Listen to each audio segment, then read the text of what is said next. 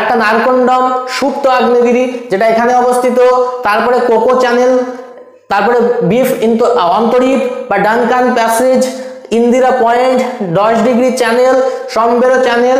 এছাড়া আমরা একটা জিনিস জানবো, সেটা হচ্ছে এর রাজধানী।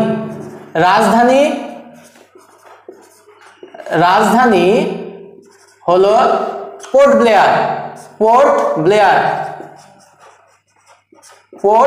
ব্লেয়ার। তাহলে আন্দামান নিকোবর দ্বীপপুঞ্জ থেকে আমরা এগুলো জানতে পারলাম। এইবারে আমরা নেক্সট জানবো হচ্ছে সেটা হচ্ছে লাক্ষাদ্বীপ। ঠিক আছে, লাক্ষাদ্বীপ সম্পর্কে আমরা এবার পড়বো। লাক্ষাদ্বীপে ছোট বড় 25টা দ্বীপ নিয়ে লাক্ষাদ্বীপ অবস্থিত এবং এই লাক্ষাদ্বীপটা কিন্তু আরব সাগরের মধ্যে